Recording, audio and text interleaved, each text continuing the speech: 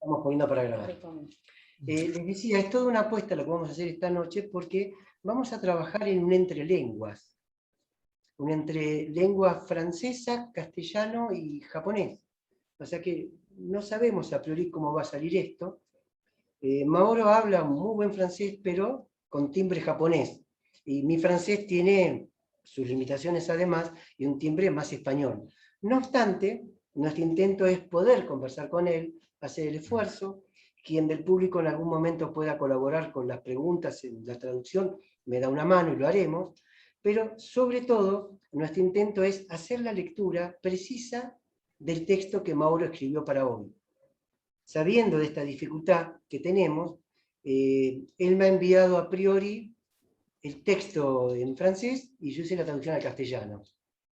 Así que nos vamos a manejar de esta manera. Él lee en francés, yo lo paso al castellano y él vuelve a leer en francés, así hasta finalizar el texto. Y luego veremos cómo nos ingeniamos para hacerle llegar las preguntas que pretendamos hacerle.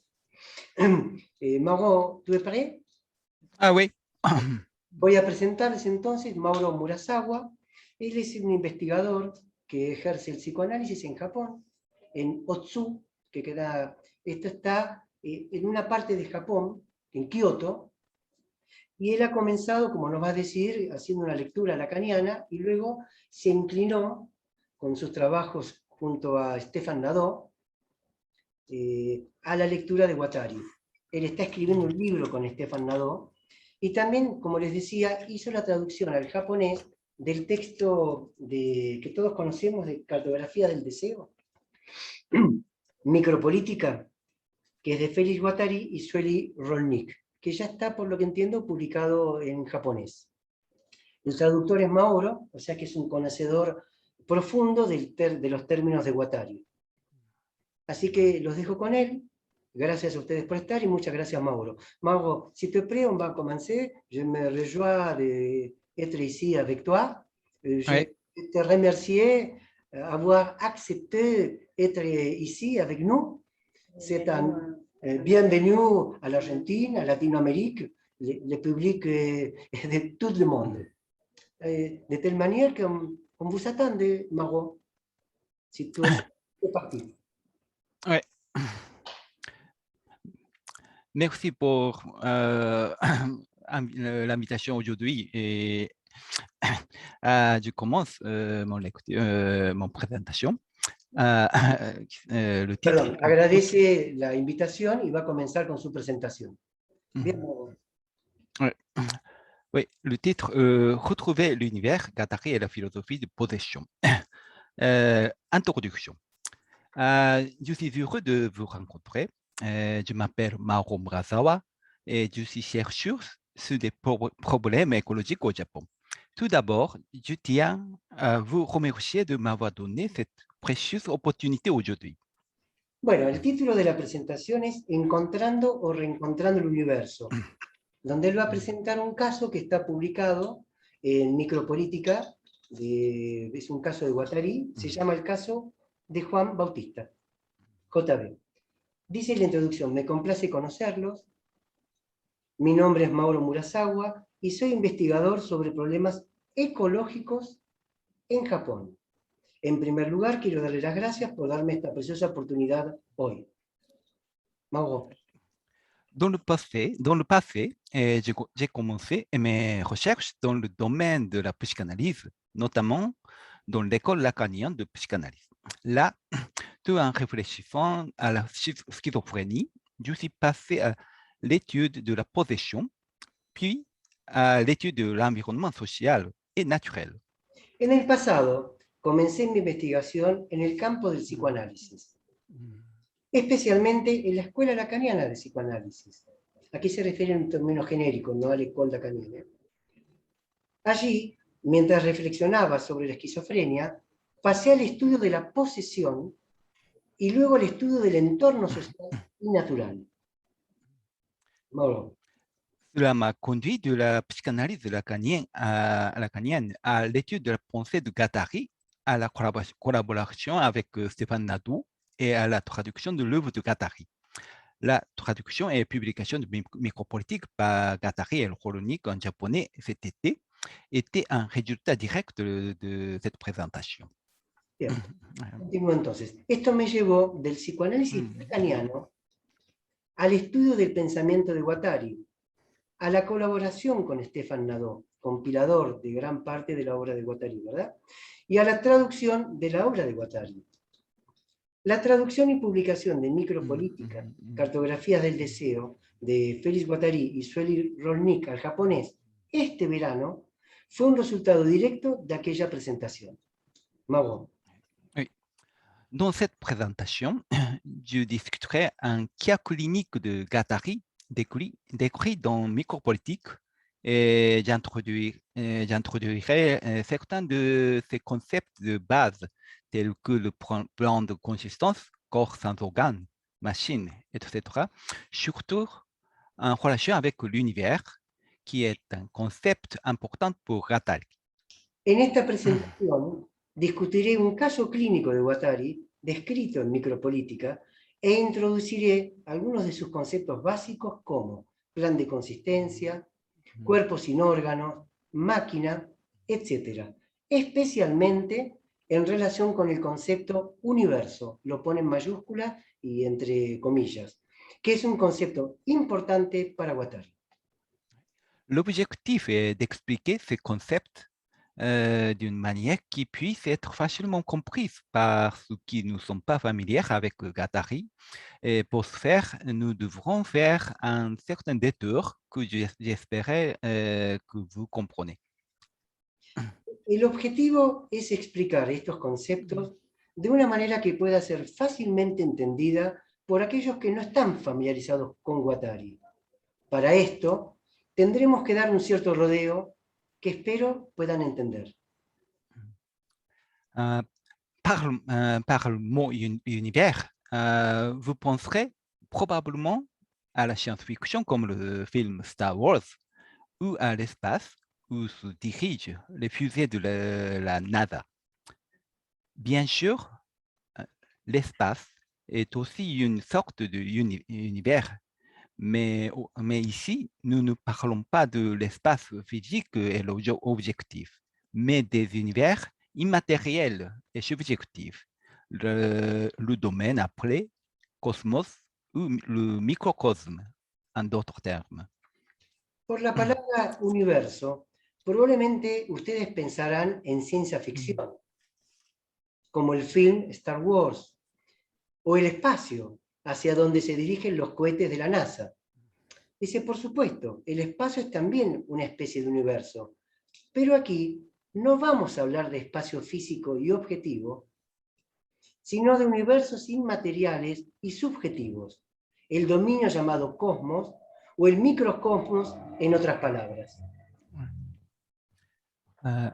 Avant d'entrer dans le vif du sujet, j'aimerais vous montrer un dessin réalisé par un garçon de 3 ans. Le figure, s'il vous plaît.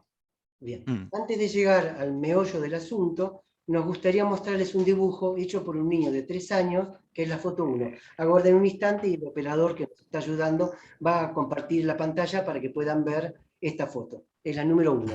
Ahí está.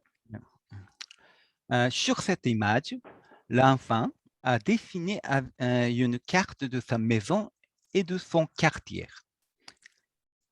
Acá el niño ha hecho un camino y ha puesto su casa y su barrio. Oui, la route devant sa maison mène aux aliens, aux ovnis et à l'espace. Bien. Voy a retomar desde el principio. En esta imagen, el niño dibujó un mapa de su casa y su vecindario. El camino frente a su casa conduce a extraterrestres, ovnis y al espacio. Pero el camino, como ustedes van a poder ver en rojo, pero el camino está cortado en algunos lugares. Mago. Mais la route est coupée par quelques endroits. Pourquoi? Bueno, se repite aquí, pero el camino está cortado en algunos lugares. Y se pregunta por qué. ¿Para qué dibujaba esto? L'enfant savait des images de l'espace, d'ovnis et d'extraterrestres à la télévision et dans des livres d'images. Il pense, Oui, il pensait qu'il pouvait aller quelque part et les rencontrer. Bien, el niño tenía estas imágenes de espacios, ovnis y extraterrestres vistos en la televisión y en libros ilustrados. Entonces pensó que quizás podría ir a algún lugar y conocerlos. Il les a donc cherchés aussi loin qu'il pouvait marcher et aussi loin qu'il pouvait aller avec son petit tricycle. Mais il n'a pas pu les trouver. Que los buscó hasta donde él podía llegar, hasta donde podía caminar y hasta donde podía llegar con su pequeño triciclo, pero no pudo encontrarlos. L'éventail des activités des enfants dans la région était également restreint et ils n'étaient pas autorisés à travers les routes à fort trafic. La gama o variedad de actividades de los niños en la zona estaba restringida y no se les permitía cruzar por carreteras de alto tráfico de autos. Donc, ils pensaient qu'il y avait des extraterrestres et des ovnis là où ils ne pouvaient pas aller maintenant en tant qu'enfants, mais où ils pourraient y aller et quand ils seraient grands. Así que pensó que había extraterrestres y ovnis a los que no podía ir ahora porque era niño, que debía esperar, pero a donde podría llegar a ir cuando creciera. Quoi qu'il en soit, il pensait que l'espace, les ovnis, les extraterrestres existaient dans le même plan que sa maison. Cette carte représente donc l'univers dans son esprit, ou selon les mots de Guattari, le plan de consistance. De todos modos, siguió pensando que el espacio, los ovnis y los extraterrestres existían en el mismo plano que su casa. Por lo tanto, este mapa representa el universo en su mente, o en palabras de Guattari, el plano de consistencia. Regardez l'autre photo, le deuxième picture, Guido, s'il vous figura plaît. 2. Bien. Oui. Et il s'agit d'une ancienne carte des îles Marshall faite de morceaux de bâton et appelée carte en bâton, stick chart. Este es un antiguo mapa de las Islas Marshall, hecho en pequeñas piezas de palo, son cañas, y llamado stick chart. Toutefois, ces cartes sont très différentes de celles d'aujourd'hui, qui sont établies et à l'aide de la photographie par satellite et du sonar. Es dable señalar, sin embargo, que estos mapas son muy diferentes de los actuales, que se hacen utilizando fotografía satelital y sonar. En effet, ces cartes indiquent non seulement la position des îles, la direction de la force des courants, mais aussi le nombre de dieux nécessaires pour effectuer un voyage. De hecho, estos mapas indican no solo la posición de las islas, la dirección y la fuerza de las corrientes, sino también el número de días necesarios para hacer un viaje. Les cartes ne sont pas réalisées d'un point de vue objectif et scientifique, mais d'un point de vue subjectif, empirique et sensoriel. Esto es muy importante. El mapa no se realiza desde un punto de vista objetivo y científico, sino desde un punto de vista subjetivo, empírico y sensorial. En d'autres termes, il s'agit de cartes co-subjectives. Les différentes dimensions des choses comme les étoiles, la position des îles, le temps et la direction des courants sont tout combinés dans un seul plan. En otras palabras, son mapas o cartas o cartografías co-subjetivas. Las diferentes dimensiones de cosas como las estrellas, la posición de la isla, el tiempo y la dirección de las corrientes se combinan en un solo plano. Comme le destin de l'enfant, c'est univers et le plan de consistance du peuple des îles Marshall. Al igual que el dibujo del niño que hemos visto antes en la figura, es el universo y el plan de consistencia de la gente de las Islas Marshall. Ou en fait, le contraire serait plus exact. L'univers est un plan de consistance dans lequel coexistent des choses de différentes dimensions. O, de hecho, lo contrario sería más exacto. El universo es un plano de consistencia en el que coexisten cosas de diferentes dimensiones. Euh, j'ai commencé à m'intéresser à un tel univers lorsque je faisais des recherches sur la schizophrénie. L'un de mes maîtres, le vieux psychiatre Isao Nakai, a dit que comme suivant. A mí, oui. Me interesé en tal universo, de nuevo remarcado para darle importancia, cuando estaba investigando la esquizofrenia. Uno de mis maestros, dice Mauro, el viejo psiquiatra Isao Nakai, después escribimos bien en el chat el nombre, el viejo psiquiatra Isao Nakai ha dicho que les personnes de schizophrénie ont souvent un univers unique et souffrent de l'écrasement de cet univers par l'incompréhension et le déni qui les entoure. las personas con esquizofrenia, decía este viejo psiquiatra Isao Nakai, a menudo tienen un universo único y sufren el aplastamiento de ese universo por la incomprensión y la negación que los rodea. Il faut donc dire que les jetés soudainement dans la société, qui est la cause de leur souffrance, ce couvert de réintégration serait extrêmement violent. Por lo tanto, hay que decirlo, que arrojarlos repentinamente a la sociedad, que es justamente la causa de su sufrimiento, bajo el disfraz de reintegración, sería extremadamente violento. Ce qu'il faut, c'est que nous acceptions l'univers, que des personnes le partagent se présentent et qu'une communauté soit créée pour le protéger de l'éclatement. Lo que entonces se necesita es que aceptemos su universo, que las personas que lo comparten se presenten y creen una comunidad para protegerlo del aplastamiento. La réintégration des schizophrènes ne consiste pas à les faire entrer dans le moule de la société existante, mais à créer une nouvelle société qui nourrit l'univers. La reintegración de los esquizofrénicos no consiste entonces en meterlos en el molde de la sociedad ya existente, sino en crear una nueva sociedad que alimente su universo, nuevamente remarcado como concepto para Mauro Murasawa. Et en d'autres termes, il ne s'agit pas de faire entrer l'univers dans le moule de la société, mais de rendre notre société à l'univers. En otras palabras, no se trata de llevar su universo al molde de nuestra sociedad, sino de volver nuestra sociedad a su universo. Esto es lo que dice, perdón, Nakai Isao. Oui. Oui, merci.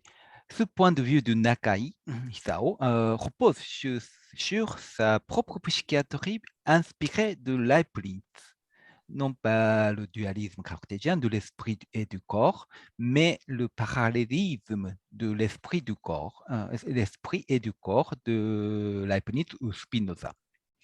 El punto de vista de Nakai se basa en su propia psiquiatría, inspirada en Leibniz, no tanto en el dualismo cartesiano de mente y cuerpo, sino sobre todo en el paralelismo de mente y cuerpo de Leibniz o Spinoza.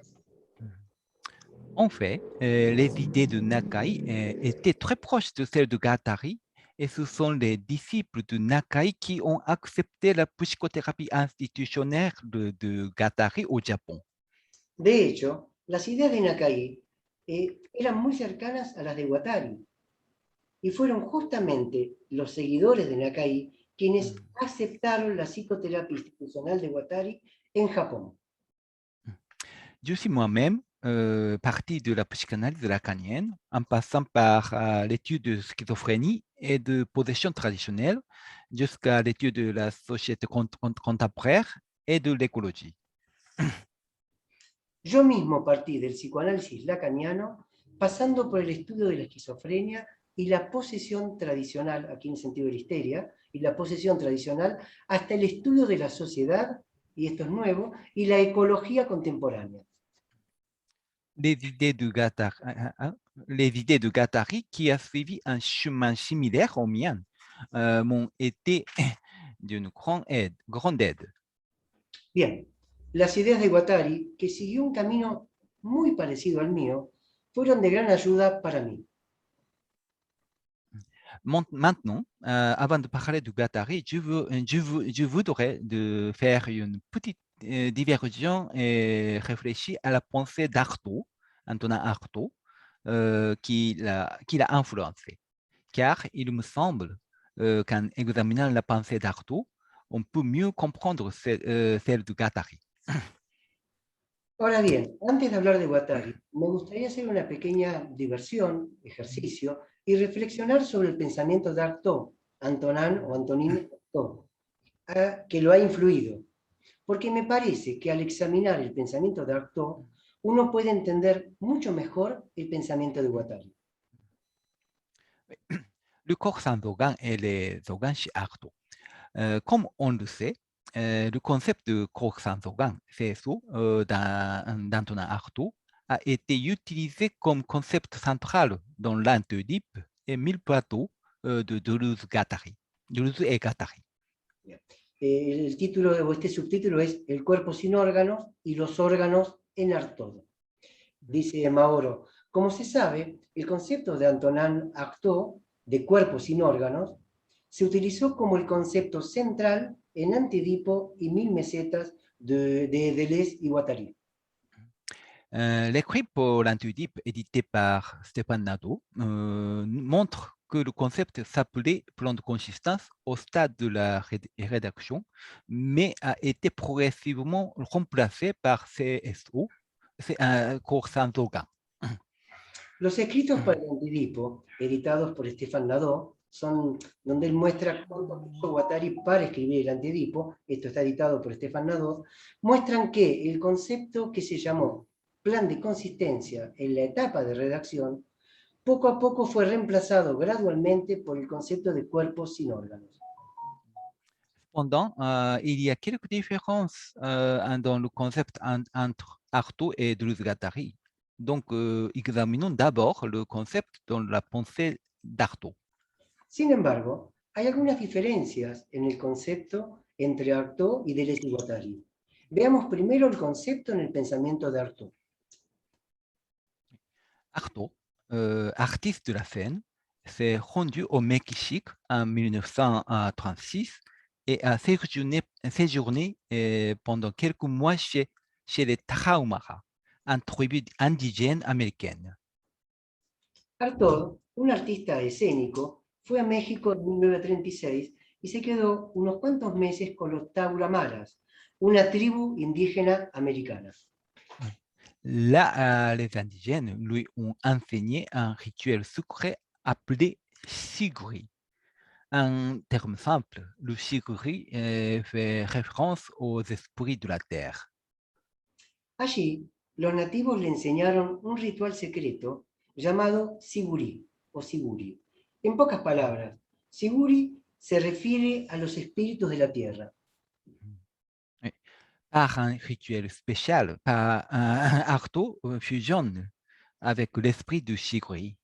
C'est une sorte d'expérience de possession. A través L'ancien, s'il vous plaît. No, je vais continuer, oui. En pocas palabras, Siguri se refiere a los espíritus de la tierra. A través de un ritual especial, Artaud se fusiona con el espíritu de Siguri. Es una especie de experiencia de posesión. L'ancien ego d'Artaud est démontré et il trouve son vrai moi dans l'union avec le siguri. Dans Tarahumara, Artaud dit que ce qui est un corps n'est pas moi. El antiguo ego de Artaud, o yo, es desmantelado y encuentra su verdadero yo en la unión con los Siguri. En Tarahumaras, Artaud dice que lo que es un cuerpo no soy yo. Et aussi, ce qu'il reste dans son corps, ce qu'il perçoit, les émotions qui l'animent, les idées qui l'éprouvent, ne lui appartiennent pas. Quelqu'un d'autre les reste et les vit dans son propre corps. Lo que siente en su cuerpo, lo que percibe, las emociones que lo animan, las ideas que siente, no le pertenecen. Alguien más los siente y los experimenta en su propio cuerpo. Mais l'Européenne n'admettra jamais une telle idée.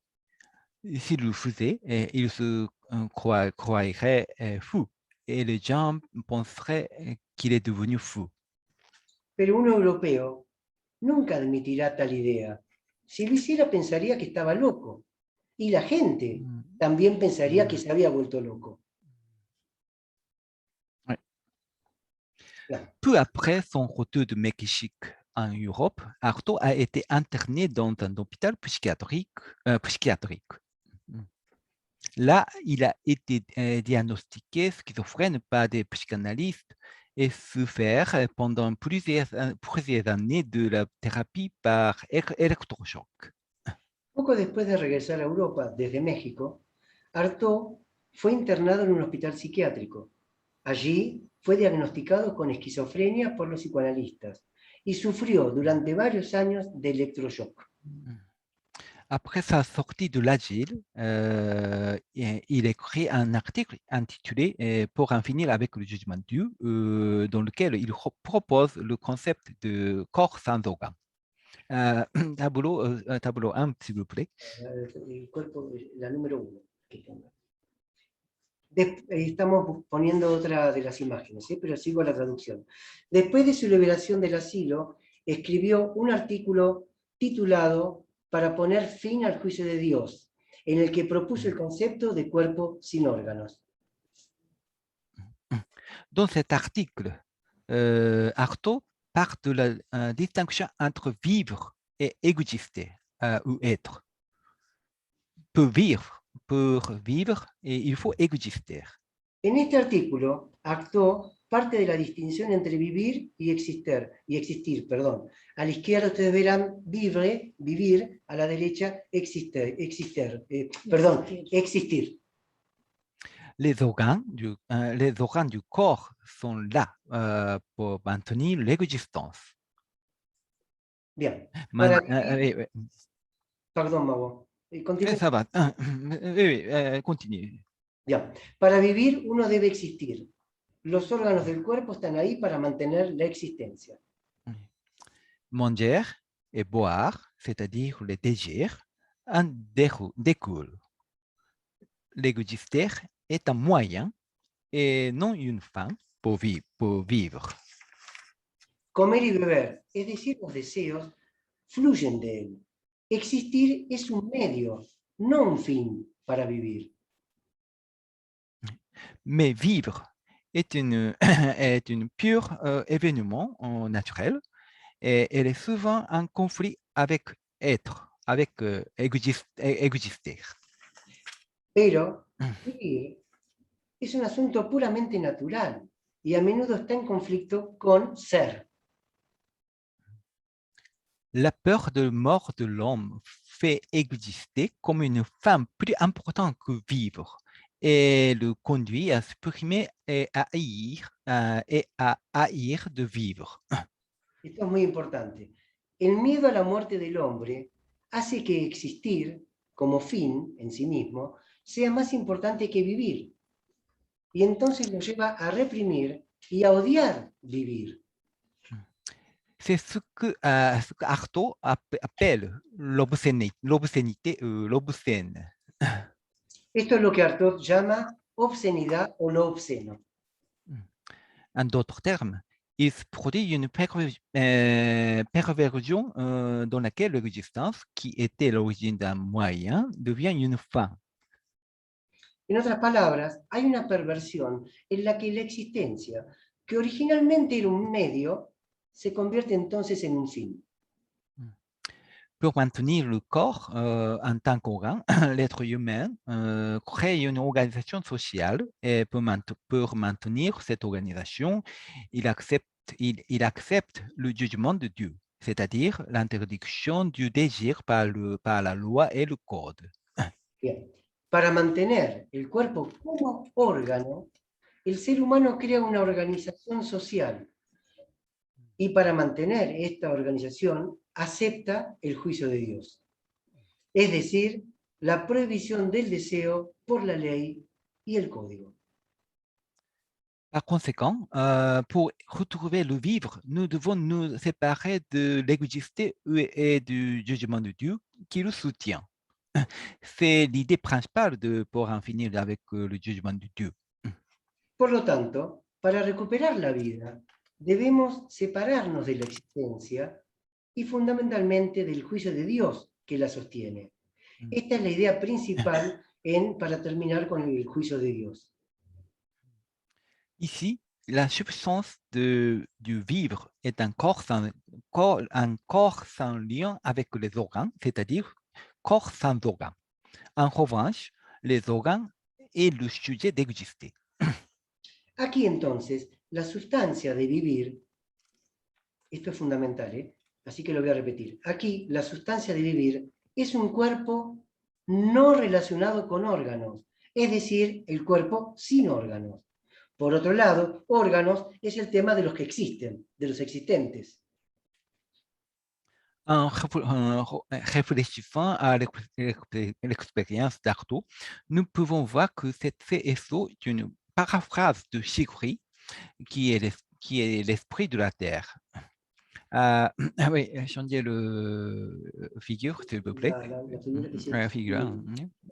Reflexionando sobre la experiencia de Artaud, podemos ver que este cuerpo sin órganos es una paráfrasis de Siguri, el espíritu del vagabundeo, tierra, la relación entre la tierra y el Siguri. Ahora vamos a buscar, ahí está. Non. Le quatrième, s'il vous plaît. Es la 4. Ahí está. Ah oui, c'est ça. Ah, merci. La relation entre la Terre et le Sigri ou le CSO peut se traduire par la relation entre les dieux et les esprits de la nature, comme la relation entre Poséidon, le dieu de la mer, et ses esprits et les sirènes. Bien. La T es de tierra. Entonces, la relación entre la tierra y el Sigurí, o cuerpo sin órganos, puede también traducirse como la relación entre los dioses y los espíritus de la naturaleza. Y da un ejemplo, como la relación entre Poseidón, el dios del mar, y sus espíritus, las sirenas. Poséidon est considéré comme une entité spirituelle où le CSO donne le corps et l'organe de la mer. Et les sirènes, les esprits, sont chacun des individus, mais aussi des incarnations de Poséidon. Poseidón se considera una entidad espiritual, o el cuerpo sin órganos cuyo cuerpo es el órgano del mar. Y las sirenas, los espíritus, son cada uno de los individuos, pero también encarnaciones de Poseidón. Dans cette optique, nous pouvons clairement comprendre pourquoi Artaud a été si persistant dans son attaque de la psychanalyse.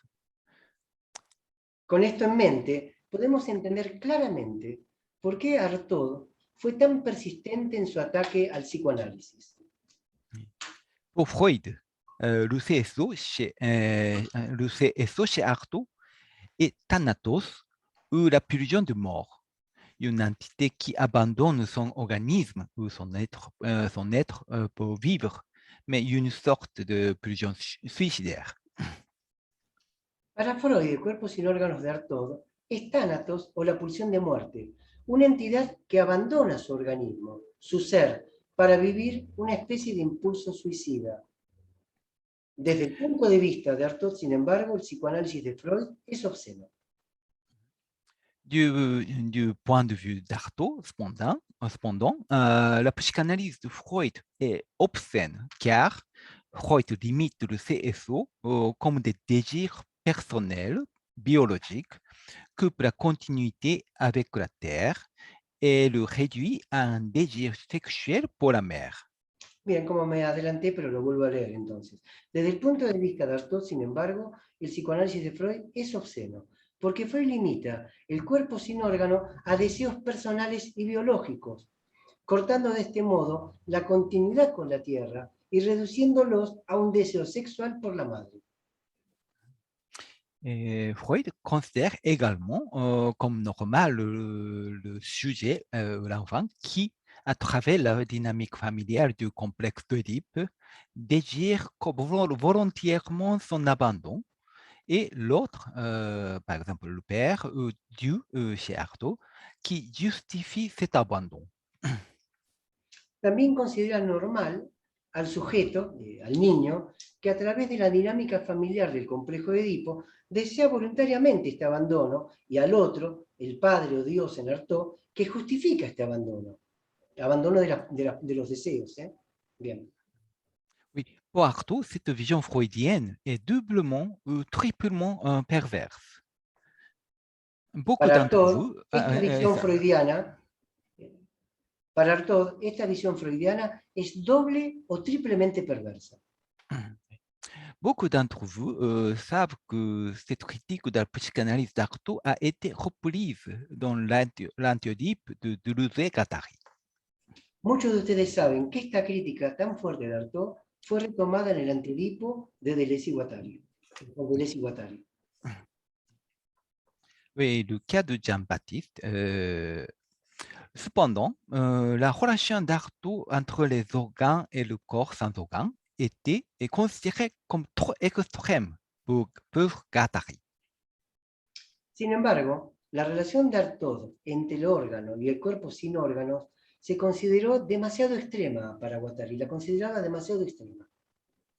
Guattari considère les organes d'Artaud comme des institutions et récupère le CSO par l'utilisation des institutions.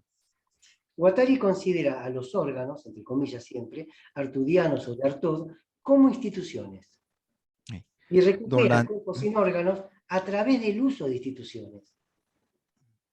Dans l'Antiodype, il considère les organes comme des machines et propose une perspective dans laquelle le CSO est activé par la combinaison et la déconstruction des machines.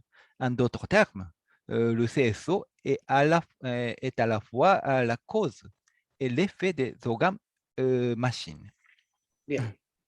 En el Antidipo considera a los órganos como máquinas y propone una perspectiva en la cual el cuerpo sin órganos se activa mediante la combinación y deconstrucción de estas máquinas. En otras palabras, el cuerpo sin órganos en el Antedipo es tanto la causa como el efecto de órganos-máquinas. Oui, intervention de Guattari.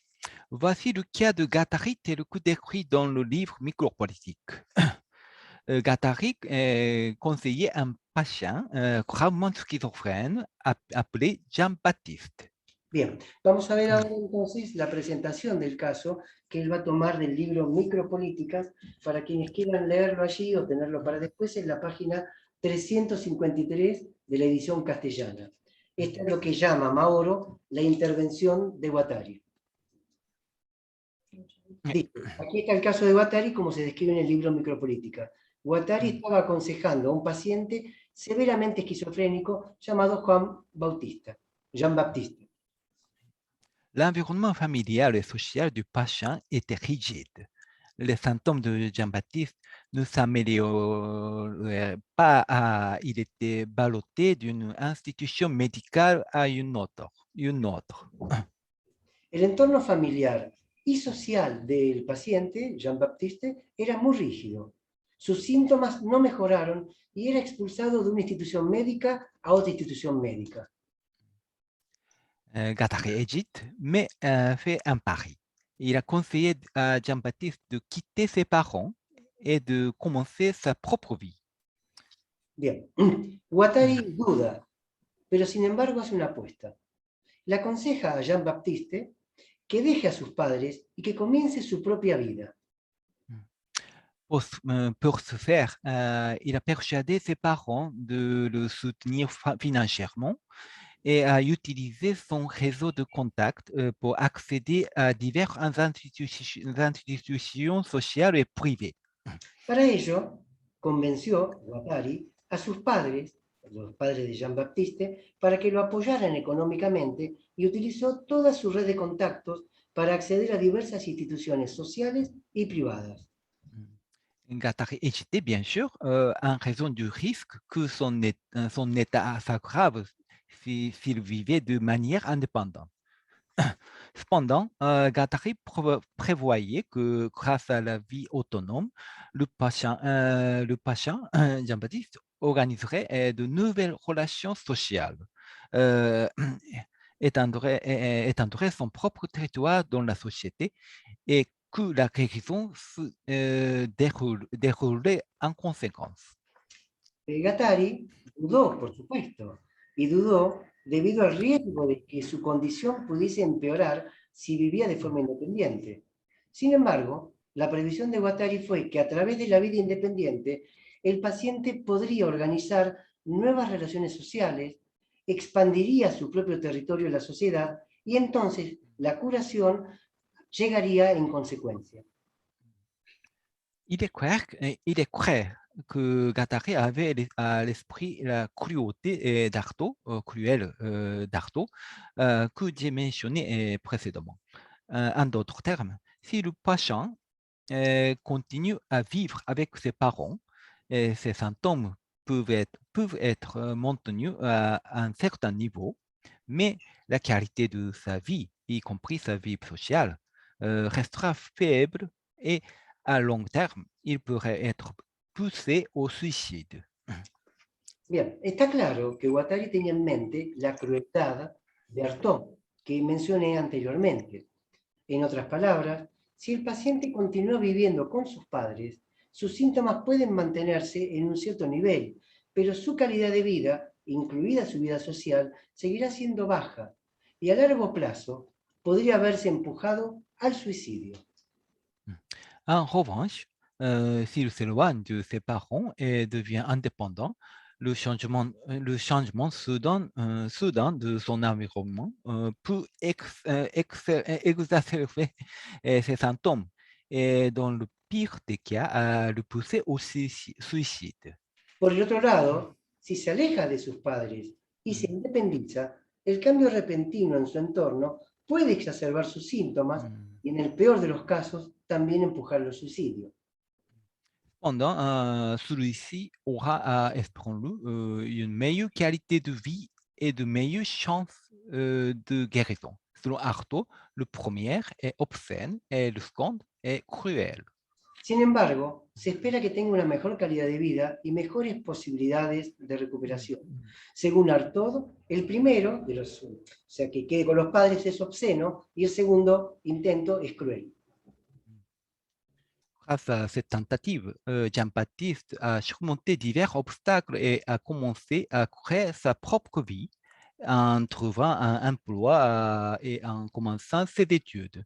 Guattari réfléchit à cette initiative comme ça.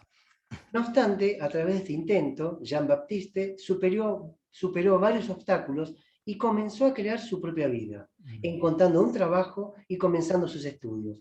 En el texto Micropolíticas, Guattari está reflexionando sobre esta iniciativa, páginas 352, 53 y 54. Aquí va a ser simplemente un resumen. Oui, no. Oui. Enfin, un résultat assez satisfaisant dans ce nouvel agencement solitaire, il a commencé à forger un mode d'expression, à le développer, à créer une espèce de cartographie de son propre univers, chose qu'il ne pouvait pas développer sur le territoire familial, ni évidemment sur le territoire de l'hôpital psychiatrique, ni non plus dans sa relation thérapeutique avec moi. Bien, entonces decíamos que Guattari hace una reflexión sobre esto que viene de decir Mauro. Lo que dice Guattari en Micropolítica es lo siguiente. Finalmente, este resultado bastante satisfactorio en este nuevo arreglo solitario, se comenzó a forjar un modo de expresión, a desarrollarlo, a crear una especie de cartografía de su propio universo, algo que no podía desarrollar en el territorio familiar, ni, obviamente, en el territorio del hospital psiquiátrico o en la relación propia terapéutica conmigo, dice Guattari. Oui. Qu'en fait Guattari dans ce cas? ¿Qué ha hecho Guattari en este caso? Se pregunta Mauro. Le système de Guattari pour la cartographie schizoanalytique jetant un coup d'œil au système de Guattari. Et le figure de système de Guattari, s'il vous plaît. Sistema de Guattari que me ponga y yo le digo. Ahora vamos a poner otra de las láminas que preparó para esta conversación Mauro. Va a figurar como figura 2, pero que me ponga todas y yo le digo cuál es.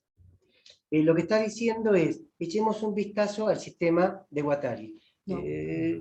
A ver, un minuto. Oui, la prochaine. Seguí. Ah, non, 7, le 7. Le 7, ahí está. La otra. Ahí. Perfecto. Non, c'est ça. Esa. Un minuto, Mauro, donemos un minuto. Lo que vamos a ver en pantalla es lo que llama Mauro en un cuadro que él ha armado, que es el sistema de Guattari, dividido en un cuadro de lo actual a la izquierda y lo virtual a la derecha. Vamos a ver lo posible y lo real, arriba posible, abajo real, tanto en lo actual como en lo virtual. Van a ver que abajo de lo actual está lo objetivo y abajo de lo virtual lo subjetivo. Vamos a ver a Phi, llamado filo maquínico abstracto, y la U de universo incorporal. La integral de F, y abajo el diferencial y diferencial. Y abajo de todo, el flujo material y señalético. Y a la derecha, la T, territorio existencial. Bien, Mauro, tú puedes continuar. Le système de pensée clinique de Guattari est résumé dans sa cartographie schizoanalytique. Il y a un axe objectif à gauche et un axe subjectif à droite. Echemos un vistazo a este sistema, dice Mauro. El sistema de pensamiento clínico de Guattari se resume en su mapeo, carta esquizoanalítica. Hay un eje objetivo de expresión a la izquierda y un eje subjetivo, enunciación, a la derecha. Je ne peux pas entrer dans les détails ici, mais ces deux axes héritent du parallélisme corps-esprit de Spinoza et Leibniz. Simplement dire, le monde matériel est à gauche et le monde spirituel est à droite, avec un parallélisme large entre les deux. Dice, no puedo entrar en detalles aquí, por cuestiones de tiempo, pero estos dos ejes que estamos viendo, el actual y el virtual, heredan el paralelismo mente-cuerpo de Spinoza y Leibniz. En pocas palabras, el mundo material está a la izquierda y el mundo espiritual está a la derecha, pero con un paralelismo entre los dos. Sur le côté gauche de l'objectif sont placés le phi, la machine abstraite, et le F, flux des choses. Le F signifie des éléments tels que des personnes, des choses, des institutions, etc. En el lado izquierdo de objetivo, como estamos viendo en el actual, encontramos phi. Ustedes van a ver la letra griega phi mayúscula, que viene a representar la máquina abstracta. Y abajo, en el mundo real, el flujo de las cosas. Esa F significan cosas como personas, objetos, instituciones, etc. Le phi est le monde des machines qui fonctionnent en combinant les différents éléments du F. Un terme simple, c'est environnement qui incorpore un sujet. Bien. El phi, como hemos visto, es el mundo de las máquinas que funcionan combinando los diferentes elementos de F, los flujos materiales. En pocas palabras, en otras palabras, es el medio ambiente aquello que incorpora el sujeto. Sur le côté droit du subjectif se trouve le U, univers immatériel, et le T, territoire existentiel. En el lado derecho, el lado de lo subjetivo, encontramos allí la U de universo incorporal y la T, que es la que está abajo, en el esquema que están viendo, lado derecho, que corresponde al territorio existencial. Le U signifie l'univers au sein de la psyché, y compris le sujet, dans lequel toutes les choses coexistent ou consistent indépendamment des contradictions logiques. Bien. Et, En esa oui. U de universo incorporal, esto significa el universo dentro de la psique, incluido el sujeto, donde todas las cosas coexisten o consisten independientemente de las contradicciones lógicas. Et dans le sujet a sa propre position existentielle. C'est T. Et c'est T. C'est le T. Selon Guattari, le C et SO se situent entre U et T. Bien. Y en la U, el sujeto tiene su propia posición existencial. Es entonces entre T y U y T, donde se encontraría el cuerpo sin órganos. Oui, donc interprétation. Interprétons le cas de Jean-Baptiste en utilisant ce système de Guattari. Vamos a interpretar entonces el caso de Juan Bautista, o de Jean-Baptiste, perdón por haberlo traducido, utilizando este sistema de Guattari. Les flux F des éléments de la famille et la société, des idées, etc., qui entourent Jean-Baptiste sont interconnectés pour former une machine abstraite, phi, et qui l'incorpore. Bien.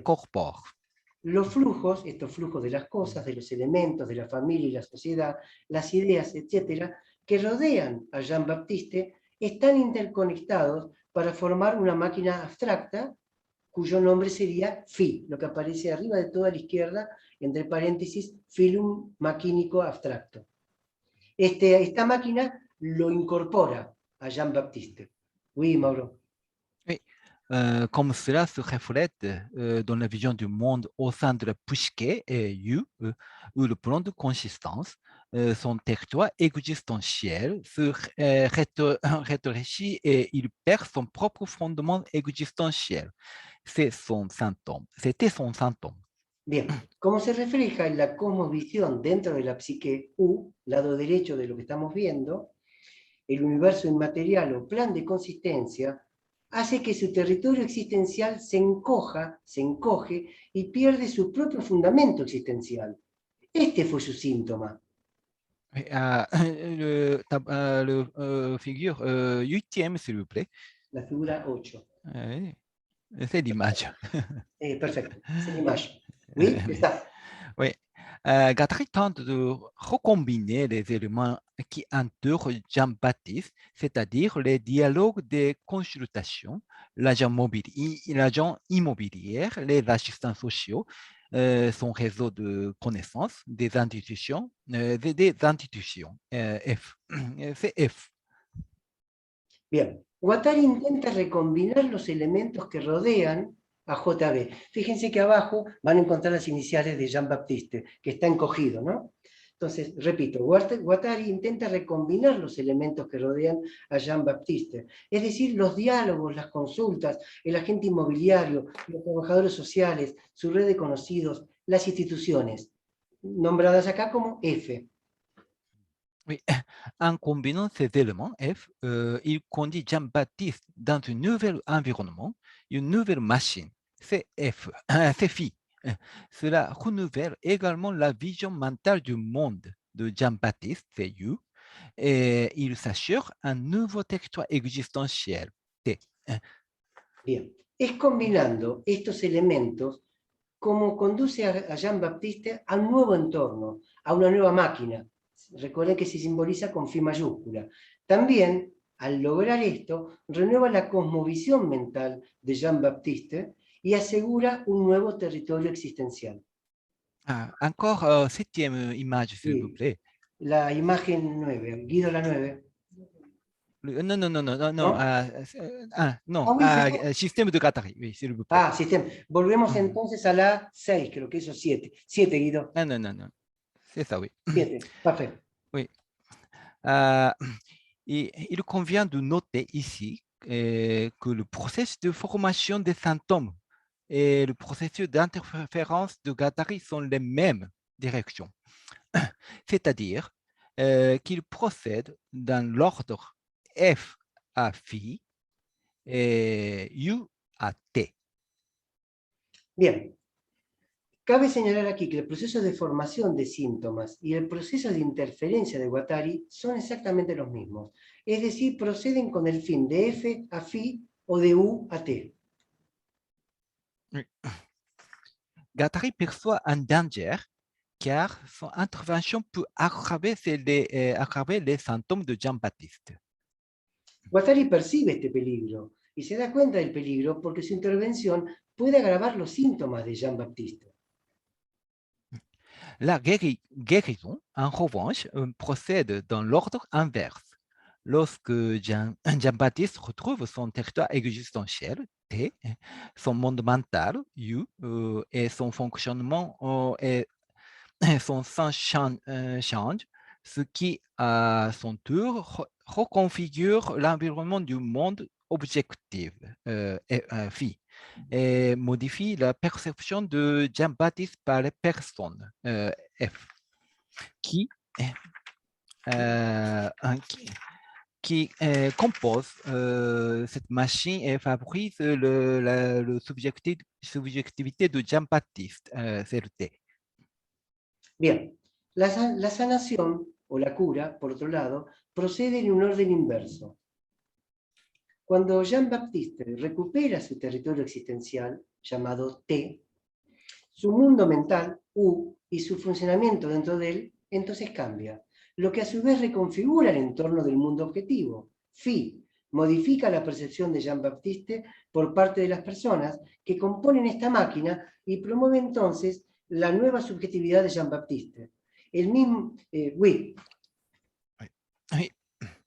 Le même événement dont la sphère sociale serait nommé la révolution moléculaire. El mismo evento que acabamos de ver, que casi leo de corrido, el mismo evento en la esfera social tendría por nombre la revolución molecular. Oui. Dixième image, s'il vous plaît. La finale. La finale, la 10, Guido. Ah oui, oui. C'est ça? Oui, c'est ça, c'est ça. Oui, merci. En effet, Guattari attache la plus grande importance au concept de machine, tant en théorie qu'en pratique. De hecho, Guattari concede la mayor importancia al concepto de máquina, tanto en la teoría como en la práctica.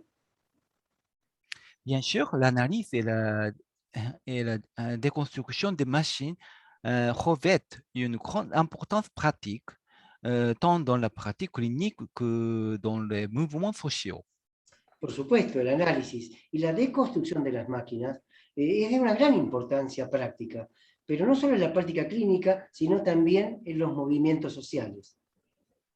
Mais considérer la pensée de Guattari comme une théorie des machines reviendrait à le considérer comme un expert en agitation de masse et un lavage de cerveau. Pero considerar el pensamiento de Guattari como una teoría de las máquinas sería también considerarlo como un experto, en agitación de masas y lavado de cerebro. En effet, la machine n'est qu'un moyen de parvenir à sa fin et non la fin soi-même. De hecho, la máquina es solo un medio, pero para llegar a su fin, no es el fin en sí mismo. En fait, la thérapie narrative thérapie actuelle, qui partage le point de vue similaire que Guattari, est utilisée dans le monde commercial et politique et fonctionne comme une sorte de dispositif de lavage du cerveau. De hecho, la terapia narrativa actual, que comparte una visión similar a la de Guattari, se utiliza tanto en el mundo comercial como en el político y funciona como una especie de dispositivo de lavado de cerebro. Cependant, comme l'a dit le vieux psychiatre japonais au début de cette présentation, si nous ouvrions, si nous ouvrions pas le fait que notre but de la pratique clinique est la restauration de l'univers et que c'est également le but de la philosophie de Guattari, alors nous pouvons maintenir une éthique forte, distincte de ces dispositifs de lavage du cerveau. Bueno, lo que viene a continuación sería como la tesis de esta conversación que tenemos hoy con Mauro, donde dice lo siguiente, retomando lo que había dicho aquel viejo psiquiatra, ¿se acuerdan? Sin embargo, como dijo el viejo psiquiatra japonés al comienzo de esta presentación, si no olvidamos el hecho de que nuestro objetivo de la práctica clínica es la restauración del universo y que este es también el objetivo de la filosofía de Guattari, entonces podemos mantener una ética fuerte distinta de estos dispositivos de lavado de cerebro. Je pense que nous pouvons, et à la racine de la pensée de Guattari se trouve la pensée sur l'univers, à laquelle on n'accorde pas beaucoup d'attention par rapport à ces concepts de machine. Et je voudrais faire appel à la nécessité de prêter à nouveau attention à ce point. Bueno, dice Mauro, ya para terminar su conferencia, yo creo que sí podemos. En la raíz del pensamiento de Guattari está el pensamiento sobre el universo, al que no se le presta mucha atención en relación con el concepto de máquina. Y me gustaría apelar acá, en esta presentación que acabo de hacer con ustedes, dice, a la necesidad, apelar a la necesidad de concederle atención a este punto nuevamente, máquina y universo. Y con esto termina la conferencia que ha escrito para nosotros Mauro. Merci Mauro. Merci beaucoup votre attention. Sí, merci, merci. Bueno, con esto ha terminado la conferencia. Vamos a intentar hacerle preguntas a Mauro respecto de lo que él acaba de decir. Recuerden que hay que traducirlo, así que les pido hasta donde puedan que sean preguntas concretas de algo de lo que él ha dicho, que les haya llamado particularmente la atención. Yo voy a intentar con mi modesto francés traducírsela a él y él intentará entonces hacer una suerte de diálogo con nosotros. Así que levante la mano quien tenga ganas de hacer algún tipo de pregunta. Mao, je viens de dire que quelques personnes qui veulent poser une question est en train de poser la question. Oui? Oui, oui. Merci. Alicia. S'appelle Alicia. El micrófono, Alicia. Bueno. Por favor, así cortito para que yo pueda traducir. Sí.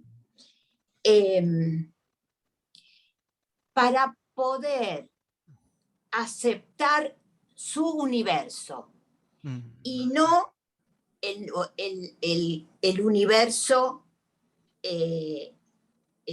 no, para no meternos en el molde de nuestro universo. Accepter l'univers, dans le cas, par exemple, de Jean-Baptiste, et non pas de le mettre dans le modèle, notre modèle. Sí, Alicia. Que sería esa reintegración, ¿no? Qui sabe decir restauración o reintegración, sí. Claro. Entonces, hacemos o deberíamos hacer operaciones como a la inversa. Alicia te demande si on doit faire des opérations, mais à l'inverse. À l'inverse de quoi? Oui, à l'inverse, non pas de la culture du monde, sino de faire au contraire. Sí, Alicia, esa es la pregunta. ¿Cómo hacer a la inversa? Sí, sí. Pensando, por ejemplo, en Artaud, en el teatro de Artaud, que dice que debería, en el teatro, dice, debería estar el público en el centro y los espectadores en el centro y los espectáculos alrededor. Oui, elle dit que le public doit être placé dans le centre, en sorte d'inverse du théâtre commun, habituel. Entonces, me parece que esto, a ver, da la gran importancia que pone Guattari y que pone Artaud en el ambiente, en lo que rodea. Lo que rodea las instituciones, la familia, Alicia dit, Mauro, Alicia dit qu'on peut mettre l'emphase sur l'environnement, la famille, les institutions, qui fait une sorte de monde qui fait l'environnement du sujet. On doit mettre l'accent sur ce point et non pas sur le sujet. Esta sería entonces, Alicia. Bien. Est-ce que tu as compris, Maro? Encore une fois, oui. Ha comprendido. Un peu compliqué. Machine, l'environnement, y compris les familles et les institutions, etc., oui, qui Es un poco entourent. complicado que el término máquina comprende también la familia, las instituciones, lo que rodea. Ouais. Donc, la machine signifie l'environnement, y compris comment dire, les idées, les idéologies, famille, oui, n'importe quoi. Comprende ideología, comprende familia, comprende lo que oui. rodea, todo aquello que va produciendo, Alicia, ese territorio, pero que en tanto máquina también lo atrapa. C'est univers, oui, la machine, c'est univers, comment dire, univers concret, univers objectif. C'est toujours mélange, rhizome, fait rhizome. El universo, ¿cómo decir? Dice el objetivo de cada quien, está como enredado sobre esta máquina. Tiene una suerte de melange, ahí sería así, una suerte de combinación con esto que está ocurriendo.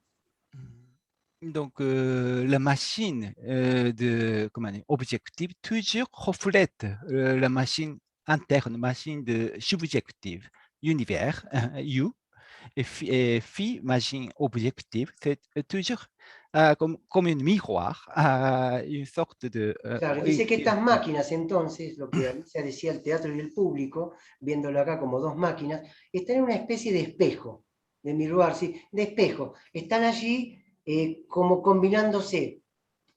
Quienes leemos Lacan como una suerte de estadio del espejo con un fondo medio agresivo.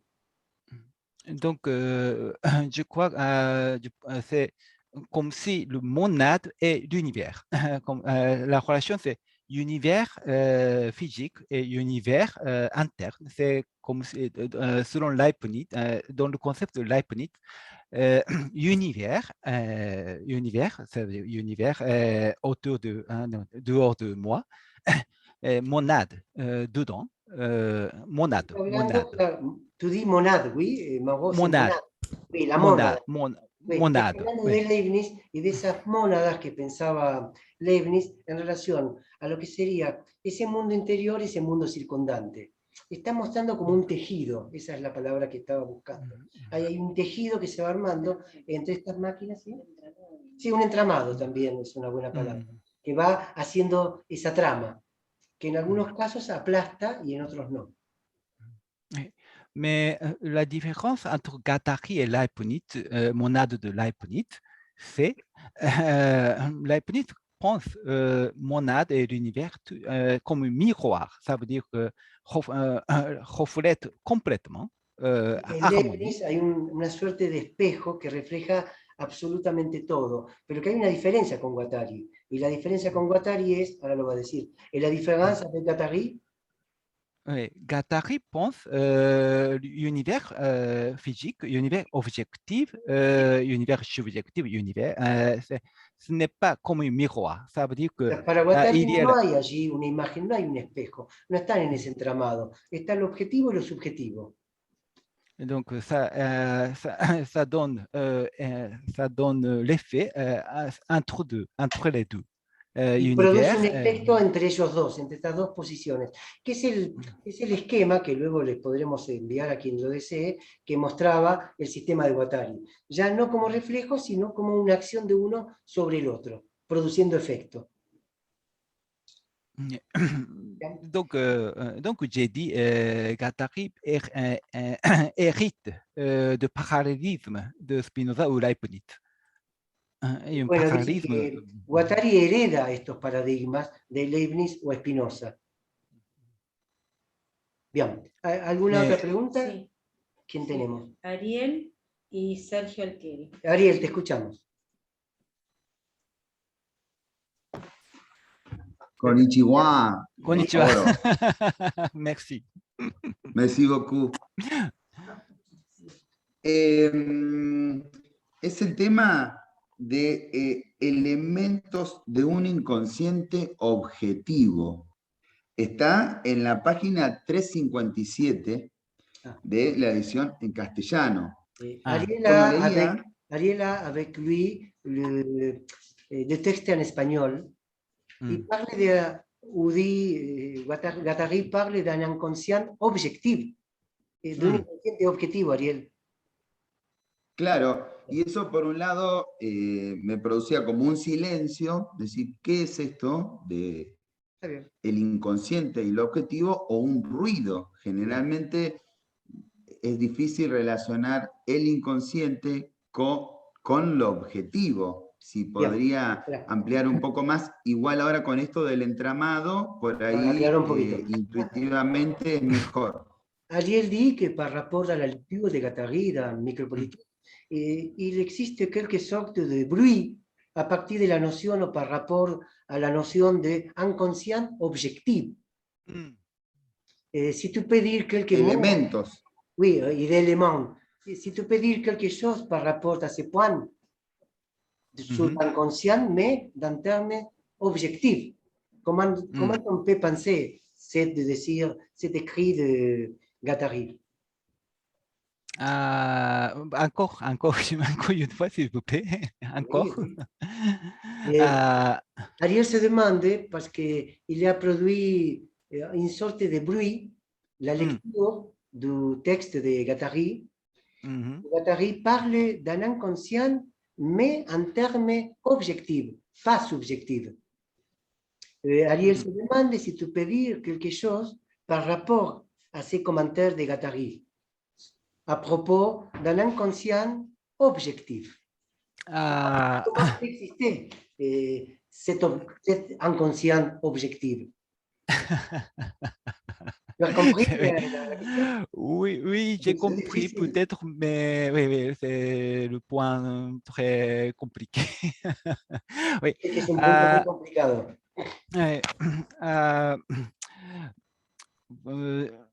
Moi, ma pensée, le subjectif, la distinction subjective et objective, ce n'est pas insuffisant pour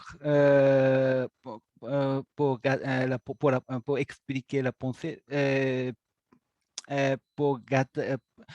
même pour les Guattari soi-même. Dice, a minute, Margot, dice que en su pensamiento te va a contestar, según lo piensa él, que es difícil establecer la distinción entre objetivo y subjetivo en los términos de Guattari. Bien. Oui, moi, je pense que la subjectivité ou subjective guattarienne, de concept de Guattari, correspondent le signification avant moderne, avant l'époque moderne. Avant le monde moderne, tu as dit? Oui, médium, par exemple, le sujet subjectif correspond à la signification ancienne. Está haciendo todo un paralelismo que me es difícil traducir, por eso les dije, es todo un intento de ver qué va a pasar, va a haber cosas que no vamos a poder trasladar, pero está diciendo que el término subjetivo, sujeto, tiene una parte que es antigua, ancien, tú así, ¿verdad, Margot? Le terme ancien. Es algo antiguo. Sí, tu peux continuer. Oui, c'est-à-dire comment dire, le concept sujet, subjectif ancien correspond l'univers du comme le réel. Dice que en ese concepto de subjetividad antiguo corresponde al universo, a lo real, lo que él ponía en ese esquema que había hecho. Dans le débat entre le nominaliste et réaliste, Guattari est à côté de réaliste. Entonces, en el sentido nominalista, tú dit nominalista, ¿oui? Oui, Guattari estaría al costado de eso, se corre de esa posición. ça veut dire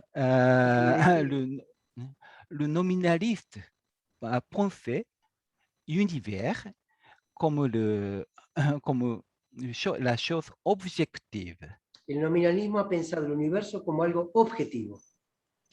Ça veut dire le concept, le nom, le concept universel. Como tú has dicho, como un concepto universal. Nominaliste a pensé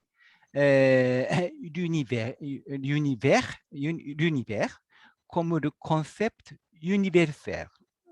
Ha pensado el universo como un concepto universal. Ça veut dire, parce que pour le nominaliste, ce qui est le réel, c'est l'individu. Para los nominalistas, digamos, lo real es el individuo. L'individu, tu arrives, bien? L'individu. Oui, oui, c'est la base de notre pensée moderne, la manière de penser scientifique. La manera, en cambio, moderna, si se quiere, científica. Mais à autre côté, pour le réaliste, l'univers est le réel. Ce n'est pas le concept. Para el realismo, el universo no es un concepto, es lo real. Oui. Donc, le sujet subjectif correspond pour Guattari, l'univers comme le réel pour les réalistes. Entonces, en Guattari son conceptos que están del lado del realismo. Universo, sujeto, subjetividad, corresponderían a esto, a cierto realismo. Mais pour nous, normal, on pense... Embargo, para nosotros... Mais normalement, on pense l'univers comme c'est quelque chose universel, comme objectif, comme nominaliste. Donc, dans la pensée de Guattari, ça confondu. Je crois que no hay distingo en el pensamiento de Guattari de estas cosas. Esto te contestaría, Ariel, a la pregunta de un inconsciente como algo objetivo, puesto que en Guattari no habría esa distinción. Esto Oui. según lo que piensa Mauro Murasawa en la lectura que él hace de Guattari. Guattari utilise le mot objectif comme normal, comme tout le monde, comme tout le monde, comme nominaliste, comme le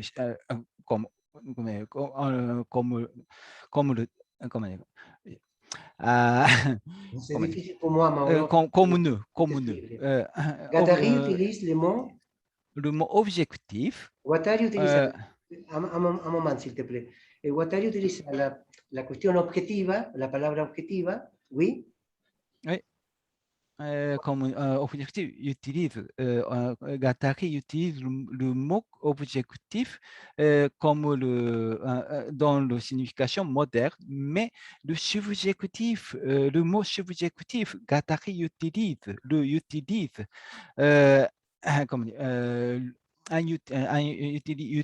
le mot ancienne, y compris ancienne, ça comprend l'ancienne signification.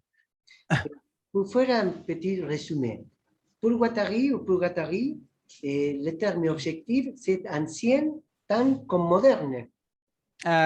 Objectif, c'est moderne, il utilise la signification moderne, mais subjectif, Guattari es una especie de cruza entre objetivo como en términos modernos y subjetivo en términos antiguos. De ahí la dificultad de hacer la traducción. O sea, se ve que en la construcción de Guattari utiliza esta suerte de oxímoron entre el pensamiento antiguo y el pensamiento moderno, pero tanto subjetivo como objetivo en estos términos que acaba de decir Mauro. Oui, mais c'est mon interprétation, donc je suis pas sûr. Bien. Dice que no está tan seguro de esto, pero es como él puede contestar. Gracias, Ariel. Sergio Altieri. Bueno, yo era para comentar un par de cositas nada más, si se puede, ¿no? Una, en realidad, cuando hablaban de adaptar al esquizofrénico al mundo... Pardon, Sergio Alteri, il va faire un petit commentaire sur la conférence. La première chose que Sergio va dire, c'est quand on parle d'adapter les patients au monde. Adaptar el paciente al mundo, esto decía Sergio. Bien. Sí, adaptar al mundo. Bueno, yo tuve una experiencia que me impactó mucho dando una pasantía en una clínica psiquiátrica con esquizofrénicos. Era un 19 de diciembre del 2001. Sergio va raconter une expérience personnelle en tant que psychologue avec son travail dans une clinique avec des patients esquizofréniques. Sergio. Bueno, ese día el país tenía una violencia brutal con muertos, saqueos y demás, ¿no? Y nos encontramos con el mundo de los esquizofrénicos, donde los alumnos tenían encuentros con cada uno de los pacientes y nos dábamos cuenta, el mundo, la simpleza que tenía el mundo de los esquizofrénicos, que nos hacía pensar... Sergio raconte un jour, ici à l'Argentine, en 2001 o 2011, Sergio? 2001. 2001, c'est une année très, très d'agitation dans la place publique à l'Argentine. Sergio travaille dans un hôpital. Dedans l'hôpital, le monde des schizophréniques, c'est très simple. Oui. Oui. Par contre, dans la rue, le monde des êtres normaux, c'est très, très perturbé avec des bruits et avec une sorte des explosions, comme si on peut parler d'un climat de guerre. Oui. Dehors l'hôpital, c'est climat. Dans l'hôpital, le climat de patients esquizofréniques. Y nos impactaba a todos que, es decir, entrar en el mundo de los esquizofrénicos en ese momento era un alivio, era tan sano, tan simple. Parce que se connecter avec le monde de patients schizophréniques produit de calme et tranquillité. Par contre, le monde extérieur, très perturbé, avec des problèmes économiques, avec des problèmes dans ces moments-là en Argentine. Et par contre, travailler avec ces patients, on peut voir quelque chose de simplicité par rapport au monde extérieur. Tu as bien compris, Mauro, l'expérience de Sergio? Oui, au Japon, c'est similaire. La situation similaire. Ha pasado algo muy parecido. Oui. Surtout après, surtout dans 21, surtout dans 20 années. 20 años. Oui, après la réforme néolibérale. Bueno, él dice que en Japón pasó algo muy parecido con el derrumbe neoliberal. Et puis maintenant, au Japon,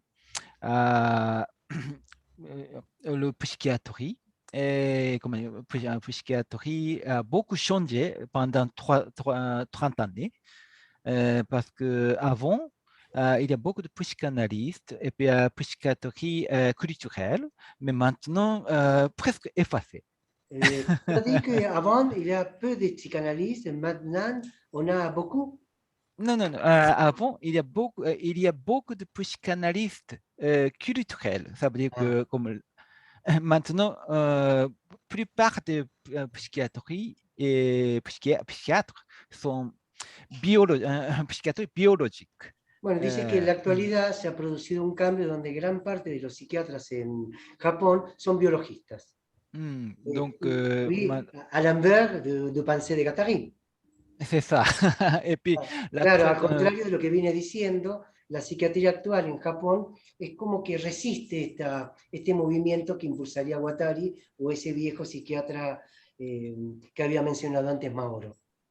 Et puis maintenant, le traitement des patients a beaucoup changé. Maintenant, c'est très difficile de saisir parce que maintenant, les médecins, psychiatres, comment dire, donnent médicaments aux patients. Dice que en la Les patients, actualidad es muy difícil reflexionar con los pacientes y si ellos bien compris, tu dis de medicamentos patientes. les médicaments, Se medican le a los psychiatre. pacientes. Donc, les patients rentrent chez lui. Et puis dans l'hôpital, avant, il y a beaucoup de patients à l'hôpital qui habitent, habitaient, mais maintenant, comment dire, tout exécuteur de l'hôpital et puis chasser dans sa maison aux O sea, patients. hoy en día, entonces, si j'ai bien compris, tu as dit que actuellement, maintenant, les patients sont dans les hôpitaux ou chez eux. Maintenant, oui, oui, oui, maintenant, avant, les patients sont à l'hôpital. Antes los pacientes estaban en el hospital y ahora, Maintenant, chez sa maison. Están en sus casas. C'est ça, c'est ça. Oui, oui, j'ai bien compris. Bueno, gracias Sergio por el testimonio. ¿Puedo decir una cosita más? También me llamó la atención la diferencia que hacía entre el existir y el vivir, donde el existir era una cuestión, al menos es lo que yo entendí, una cuestión de cuidar la vida, de la vida biológica, ¿no? Al menos eso es lo que yo entendí. Sergio fait mention à la distinction que tu avais fait selon l'acte entre existir et vivre. C'est ça. Donc maintenant, dit que pour lui, il a compris que tu dis que ce n'est pas la même chose vivre qu'exister. Y acá hay un escritor que pescó una idea que a mí me gustó mucho, me encantó, es de Bioy Casares, donde escribe de la posición de alguien que está condenado a no morir. Ici en Argentine, un écrivain qui s'appelle Bioy Casares a écrit un roman sur la personne qui, como dijiste Sergio, que no puede morir. Exacto, está condenado a no morir. Il est condamné à ne pas mourir. Exister mais sans mourir. ¿Sí? ¿Está bien compris? C'est un écrivain argentin. Y cuando uno se pone en el personaje, digamos, el no morir se vuelve espantoso. Et quand on peut jouer le rôle du personnage, on comprend soudainement que c'est épouvantable. Et est condamné à ne pas mourir jamais. Y esto viene a cuento de cuánta dedicación le ponemos a aquello de el existir, olvidándonos de vivir, ¿no? Sergio fait mention à combien de sortes on pousse sur exister, mais on oublie de vivre. Oui, oui, je suis d'accord. Tout à fait d'accord. Sergio. Oui, oui. Donc au Japon aussi, il y a maintenant psychiatrie, c'est pour exister, mais non pas pour vivre. Hoy en día, lamentablemente, la psiquiatría en Japón hace que se exista, pero no que se viva. Oui, donc moi, c'est, comment dire, un autre terme. Maintenant, je crois que la thérapie, est-ce que c'est la thérapie souvent, je me demande que la thérapie thérapeutique. Oui, la thérapie. Et pour thérapie, et c'est comme si c'est la thérapie, c'est comment dire, produit le zombie. Living Dead. Bien, j'ai compris. Piensa que la terapia tendría como objetivo producir, lo que decía antes Sergio, producir vida. y no en cambio sostener el existir. Bien, gracias Sergio. Marco Antonio, si puedes hacer tu comentario. O nada, en otra cuestión, Mago. Ah oui. Buenas noches. Merci. Buenos ¿Qué es lo días. que ¿Qué es lo que ha venido a suplir la caída de lo neoliberal en Japón? Marco Antonio Mhm. parle de Mexique, parce qu'il a Sí, en et il te y en demande, Japón. à Querétaro, il te demande quelle chose a bien a remplacé la chute du néolibéralisme au Japon. ¿Y cuál es y qué lectura hace de los efectos de esta caída en algunos sujetos?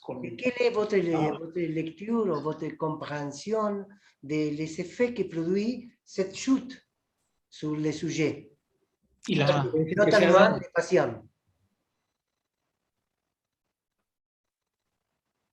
Mauro. Pardon,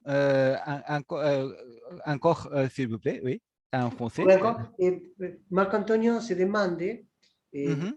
tu as dit quelque chose comme que le néolibéralisme s'est ajouté, c'est une chute, je dis bien, au Japon. Et quel est l'effet sur les patients? Et quelle chose a venu à les remplacer?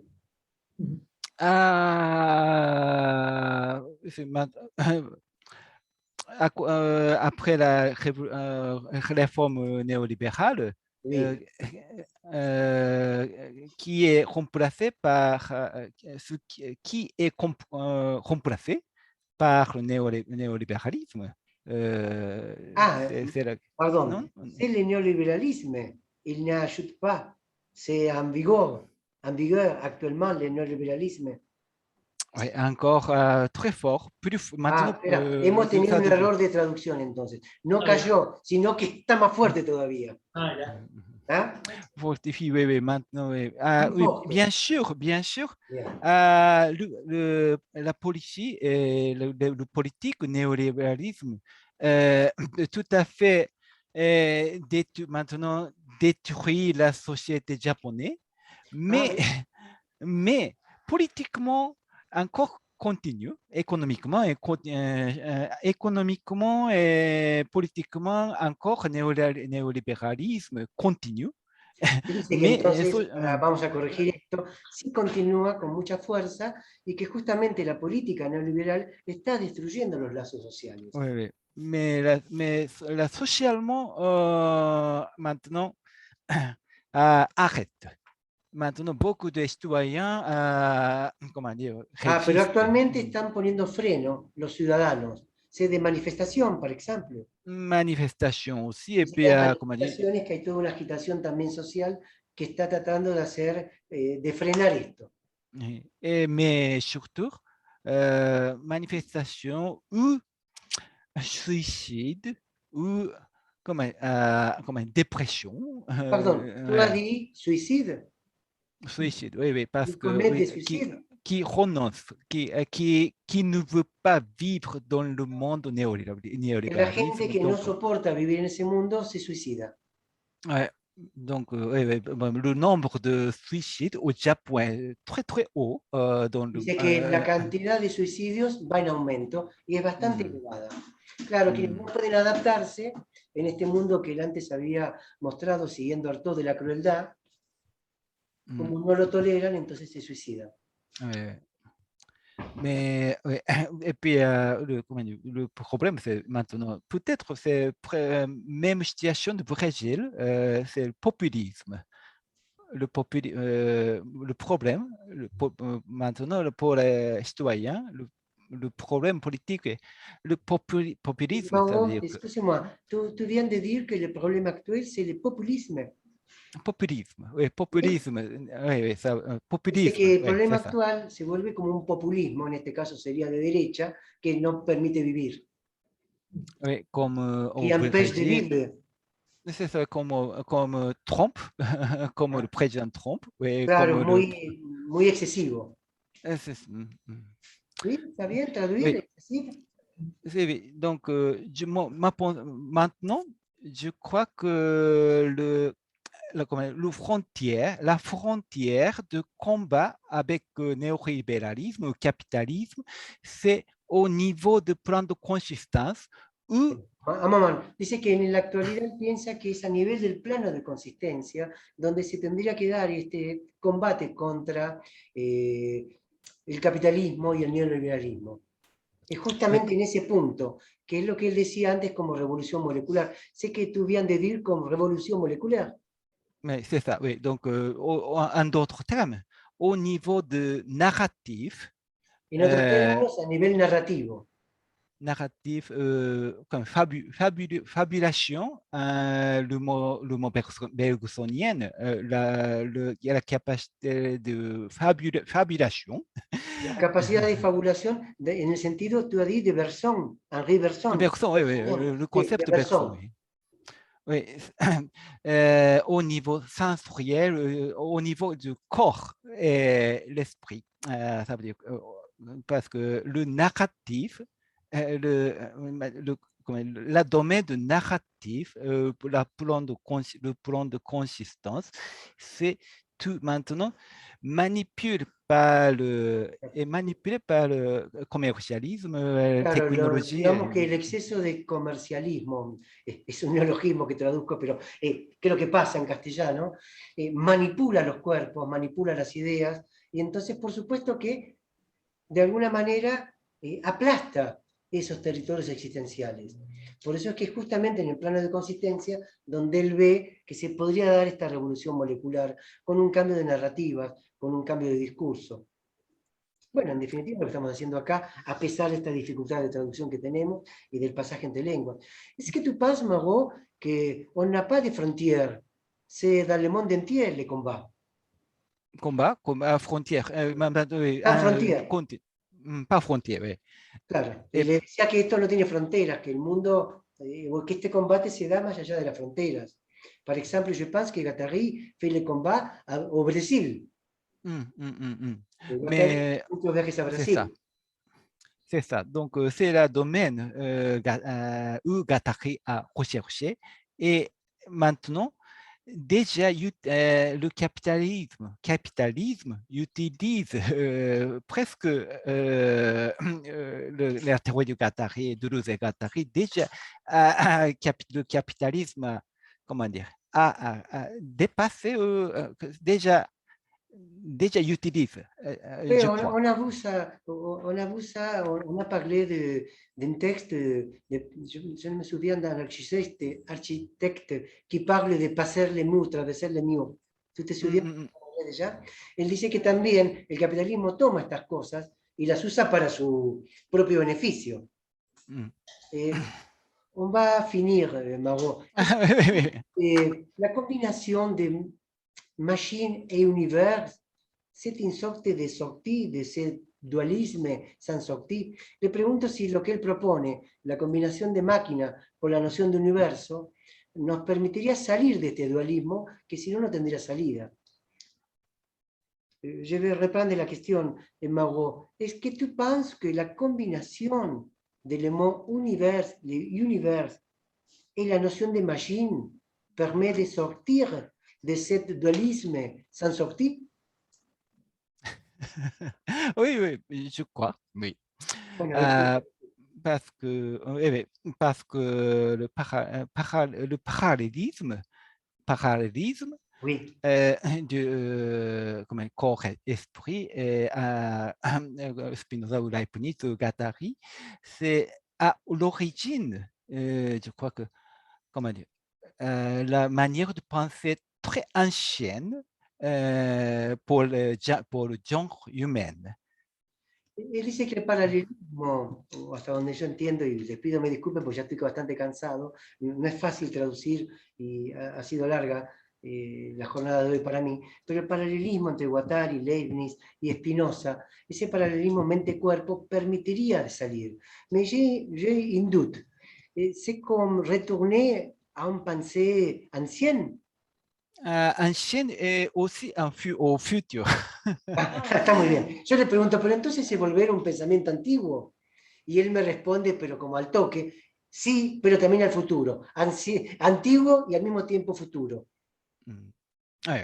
C'est comme ça, c'est ancien au même moment que le futur. C'est ça. La dernière question, la última cuestión para Mauro. Pourquoi tu penses en termes d'écologie? Pourquoi ton travail oui, a fait un tournage vers la noción de ecología? Le pregunto, ¿por qué hay un giro hacia la ecología? ¿Por qué su trabajo lo llevó a la ecología? Moi, je crois que le concept écologie a maintenant, ce n'est pas le concept, ce n'est pas la manière de penser moderne. C'est une manière de penser, pas scientifique ou naturelle. Claro, él vuelve a esta cuestión de pensar la ecología, pero en términos antiguos al mismo tiempo que modernos. Oui, parce que l'écologie, dans le concept de l'écologie, ça contient la manière de penser la condition nécessaire et la condition suffisante. Ça veut dire que Él dice que la ecología de esta forma, vista así de manera antigua, ya contiene como la forma de vivir, recupera esta forma de vivir, tiene en cuenta esta relación con el mundo. Ce n'est pas tout à fait différent de la manière de penser scientifique moderne. C'est, comment dire, son départ est de l'individu à l'universel, c'est la pensée scientifique moderne, mais l'écologie, toujours mettre en question de l'individu. La ecología pone en cuestión todo el tiempo la noción de individuo, como separado de la naturaleza. Sería algo así como que la ecología vuelve a reintegrar al individuo a la noción de naturaleza, y de esa forma entonces se reintegra. Ça, ça veut dire la restauración de univers. C'est ça, oui. Donc, es que esta es la restauración entonces del universo. Yo pienso que como estamos hablando con alguien de un pensamiento oriental, es muy importante allí esta contemplación. Donc, esta situación de volver, digamos, al universo en este sentido. No distinguiéndose de él, sino incorporándose a él. Oui, Mauro, on va finir. Oui. Le système écologique est plan de consistance physique. Es un plano de consistencia físico. Oui, mais donc, moi, j'étudie l'écologie et comme au même point de vue de comme psychiatrie. Miro la ecología desde el mismo punto de vista de psiquiatra, como que no está por fuera para él las cuestiones ecológicas, cosa que es muy interesante. Je pense que ça retrouve la pensée de Guattari, a partir de la ecosofía, de la ecología, de la ecología. Claro, dice que acá es donde él también se junta con el pensamiento de Guattari, que deriva en una ecosofía. Oui. Tu as raison. Oui, je crois. Mauro, on va finir parce que je suis un peu fatigué. Je pense que oui. Oui, c'est la première fois. La jour et j'ai fini le jour. Él comienza el día y acá estamos terminando el día. Je vais te remercier vraiment et je me réjouis de pouvoir faire un travail ensemble et de pouvoir faire cette question transnationale, Japon, Mexique, Paraguay, Argentine, etc. Et je te remercie vraiment ta présence ici. Merci, Mauro. Merci, Edouard, et merci pour vous tous, parce que c'est la chance très, très heureuse pour moi. Merci. La chance est à toi, je te remercie à toi. Merci, Mauro. À la prochaine fois, on va se voir. À la prochaine fois. Oui. Gracias a todos, nos despedimos y realmente les agradezco y sé de la dificultad de traducción. Les recomiendo volver a ver el video para ir viendo sobre todo esta la producción de Mauro es muy interesante en términos sintéticos. Esas láminas que él hizo, cuando yo las veía, cuando él me las iba enviando, son magníficas por el poder de concentración que tienen sin perder detalle. Así que nuevamente les agradezco y nos veremos la próxima vez. Gracias, Eduardo. Gracias, Elena. Muchas gracias. Merci. Gracias, Eduardo. Gracias, Estela. Merci pour tous. Merci à Edouard. Merci a toi. Gracias, Mauro. Merci. Gracias. Muchas gracias. Nos vemos. Gracias. Hasta luego.